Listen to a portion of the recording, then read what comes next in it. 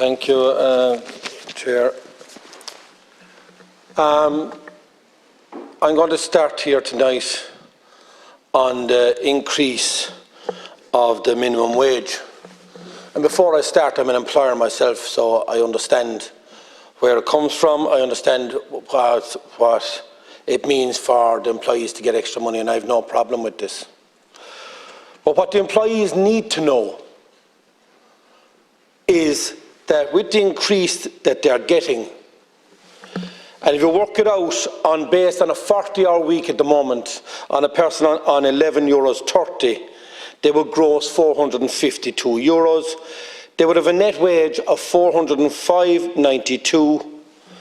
The employee pays €46.08 tax, and the employer pays €49.95. So that's a total of €96.03 between the employee and the employer on taxes. So then we see that the new payment will mean that the gross payment will arrive up to €508. That will give them a net wage of €452.29, and that means that the employee pays €55.71 in tax, and the employer pays €56.14, and a total cost of €564.14. But let's listen to this. The employee and the employer now, between them, are paying €111.85. So the government are taking more tax, again, on the increase on the wage. And when you work it out into the 40-hour week, the government are taking 8 hours of the increase of the wage back in tax before they start. Do the employees know that? So the only people that are being rewarded again here tonight is the taxman, the government. Now, the knock-on effect of this for employers is, who's going to pay for the increase? The consumer. So when you go into a local shop, or you go into a hospitality, or any business you go to, the prices are increasing because of this. That means you're going to pay more for the produce than you are at the moment. That means this has caused inflation. What could the government have done different to put money in the people's pockets? They could have reduced taxes. What have they taken? More tax, and put more pressure on small businesses to increase their prices to pay the employees because of the need, because of inflation, which they've now driven on again. That's what you've done. So we'll just take a fuel tax at the moment, where the government are taking 50 cents in every euro on tax. If the government had taken less tax than that, it's not only the fuel will come down for a person driving a vehicle. Transport cost will come down that's delivering their food to their doors, to the local shops. Transport costs will come down from taking the milk from the farmers to the co-ops.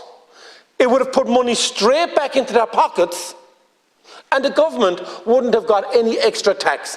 But at the moment, you're taking 50 cents in every euro on tax, and it was within your way to bring it down and put money in their pockets. But no, you decided to go this route, which is going to put small businesses under pressure to increase their costs. And what do you get out of it? Extra tax. That's what you get. So I went to the local hospitality sector, and I've met with them, and I've asked them, with the VAT increase that the government went back from 9% to 13.5%, and we'll just take the basic bacon and cabbage dinner. You've added 70 cents to each plate of that in hospitality sector. In your restaurant, 70 cents you've added back in tax to the same people that you're giving an increase to in tax. That's what you've done. Now we'll go again to the hospitality sector, where we just say somebody wants to get married, or have a partnership, or an engagement, or a christening, or a confirmation. Because of the VAT increase in the hospitality sector, per 100 people, you've added €400 to the bill because of the VAT in the hospitality sector. So not only have you added what you've done here with the minimum wage, so you've increased the cost to cover that, you've now taken another €400 off the same people that you've increased the wages on by adding it on in taxes to the hospitality sector where they might have to go out in. We then go to the electricity. It costs €50 per kilowatt hour to produce electricity. We were being charged last year €150 per kilowatt hour, and then the government came in and said we're going to cap it, but we're going to cap it at €120 per kilowatt hour. So you've allowed the electricity companies in this country have 140% profit on electricity.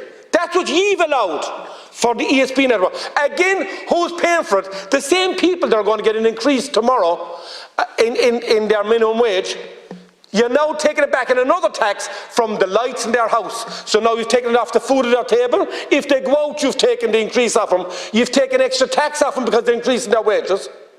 So you've actually given them nothing. All you've done is driven inflation, and you're the only ones that are going to get extra tax. We then come to the Garda. You say an extra 1,000 Gardaí. The Gardaí are leaving in their droves out of it because the government appointed somebody and has destroyed the morale in the Garda service. We now go to farming, and I've just met Mark and the farmer downstairs in the Ag Committee, and your budget is way down from last year for the agricultural sector. And yet again, you're driving inflation with everything that you do, and the only thing that you're doing is you're creating more tax in the coffers. You're not going fooling people in this country. You've actually created more inflation when you could have reduced taxes and put more money back into people's pockets that are struggling.